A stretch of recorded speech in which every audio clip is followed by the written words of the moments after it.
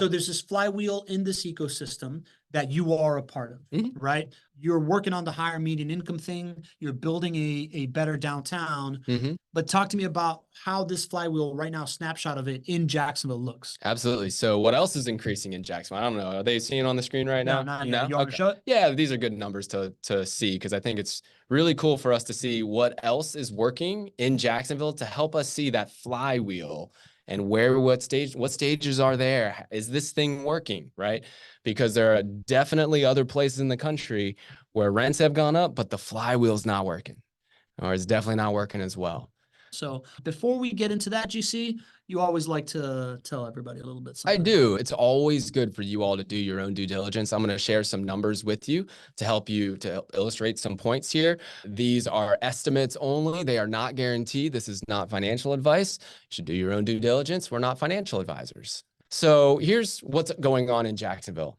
You compare where we were in 2017 to where we are in 2023. Our population has increased. It's a great sign. People want to be here, right? We've gone up from 1.51 million people in the MSA to 1.68 million people. What else is going up? Our median household income, right? That critical measure where everybody can win. Well, guess what? It's going up. It's going up substantially.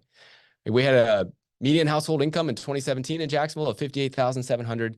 Now it's 74,900. I think that's 27%. I was doing the math late at night. Somebody can check me on that. But 27% median income growth, household median income growth in Jacksonville over that time period. Jobs have gone up, right? So you were talking about how new jobs, better jobs, find that talent. They want to be in that place where people know there's a higher quality of life. Well, guess what? We've added over 125,000 jobs from 2017 to 2023. Pretty good. Right. And then unemployment as well. Unemployment has gone down significantly. We have one of the lowest unemployment rates in the country right now. It was 4.8% in 2017. It's 2.5% now as of this data from the U.S. Census and Bureau of Labor Statistics. So all four of these critical leading indicators are showing you that this cycle is working in Jacksonville. It's hard for residents right now because it is the major point of pain because the rents have gone up and they haven't seen the amenities in full force yet. But this is what we are investing in. You are investing. When you make a JWB investment, you're investing in this. And this is that win that everybody can have, the resident, and of course you in the long run as well. Yeah. So if we're looking at this, right, we didn't show this graphic before, but if we're looking at this thing of like population growth drives up higher incomes, drives up rents, drives up amenities, drives up quality of life, brings better jobs, these numbers right here, right? Population growth of 100,000, almost 200,000 people have moved here in the last 5 years, has driven up the median income by $16,000 in the last 5 years, has increased the amount of jobs inside of Jacksonville by 130,000, 125,000 here in the last 5 years, and has dropped the unemployment rate in the last 5 years by half. Boom. From 4.8 to 2.5%. So this is the flywheel at work that's happening, which tells you the answer to the question, is this going to be sustainable for Jacksonville? That's a yes. That's a yes. Because that means the flywheel is working. And the dollars who are going to be making the decisions to develop the amenities are looking at this. Correct. They look at this and they say, boom, that's where I want to be. I'm going to keep spending money there to keep making it better because I want to accelerate this thing because I want my rents. I'm going to put in a grocery store. I'm going to take the risk to build a shopping center. I'm going to put in bars, restaurants. Yep. All of this good stuff. These are leading indicators. Yeah. And here's the big king stat right here. You want to talk about it? Well, I came across this stat as I was doing my research late last night. It's a stat that I haven't shared because I honestly didn't know it before last night, but it is such a great stat for us to all know and love, right? So Jacksonville has the highest growth rate of corporate relocations of any major U.S. city from 2022 to 2023. Jacksonville, the #1 major U.S. city in the country for corporate relocations. It's in the state, which is the #1 state, which is a lot of people do think of Florida as a great state for corporate relocations. But it's not that just Florida's #1. Florida's #1 by a large margin. It has more than 15% higher corporate relocations, the growth rate for corporate relocations higher than the second one. So you're in the prime state for corporate relocations, and you're in the prime city. And why is that? Because people love living in Jacksonville. Yeah.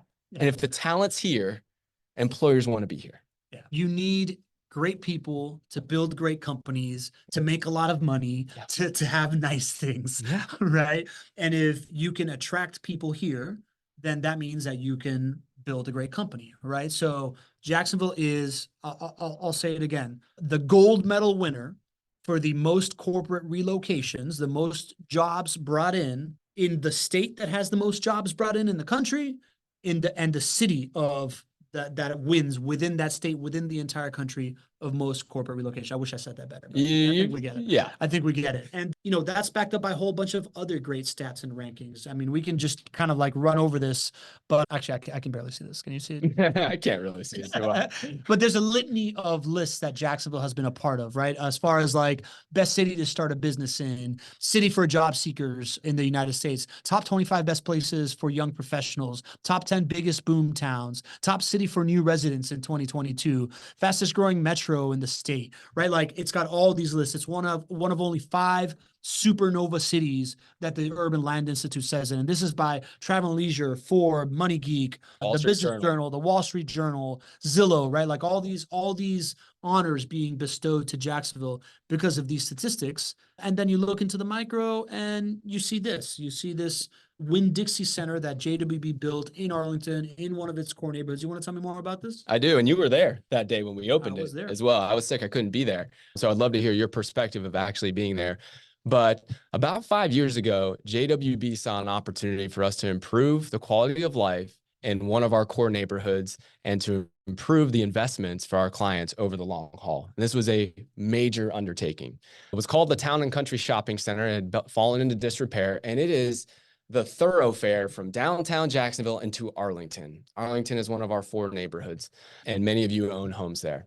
And for everybody who's on the summit, we are going to pass by this example of what I talked to you about right now. But we saw this opportunity. We thought this could be a big win for the community. We thought this could be a big win for our clients, and over a long time, JWB would win as well. We got into this project. It's the first time we ever have renovated a shopping center. And I'll tell you, we got in and really learned a lot through this experience, right? Way over budget, way over timeline, all of that good stuff, right? But that just doesn't matter because we completed the project, and what we've done for the community is incredible. So 17 years ago, Winn-Dixie was occupying the anchor spot in the Town and Country Shopping Center. We got in there. It's now called College Park. And guess who we were able to convince to come back to take up the anchor spot? None other than Winn-Dixie. For 17 years, Arlington has been a food desert. There hasn't been grocery stores in Arlington. And Winn-Dixie came back because of this investment by taking this shopping center that had been fallen into disrepair. And they said, this is where we want to be. But you know what else they did? They looked at all of those numbers and those metrics of those rents that have gone up, the population growth in Arlington and in downtown. And they said, this is a great investment for us as well. It's created over 100 jobs right in Arlington, great paying jobs to help improve the quality of life for your residents. So that's pretty cool, but I have an even deeper level to the story. Go ahead. So we also partner with the Boys and Girls Club, and our team mentors folks from the Boys and Girls Club. And we have this incredible group of young adults that we've been able to have an impact on. And one young lady said to our team, the person who is mentoring her, hey, you know what? I'm so excited about this new Winn-Dixie opening. You know, I think I want to go and apply for a job there. And my teammate, Melissa, who you all have met before, Melissa Gillespie, director of property management and leasing, she said, let me make a call. And so we were able to connect the powers that be at Winn-Dixie with this young lady, an aspiring young woman looking to make something of herself. We were able to connect the dots. Now she is one of those 100 employees working at Winn-Dixie, sort of completing the circle here and showing how, because of this investment, your investment, which helps us make these types of investments, we're able to make an impact. We're able to change people's lives. And this is one of many things that is going to be happening in Arlington, and a lot that's happening in downtown Jacksonville as well. So this is one example of the type of impact you get to have by being a JWB investor And ultimately, your investment performs better by these types of stories as well.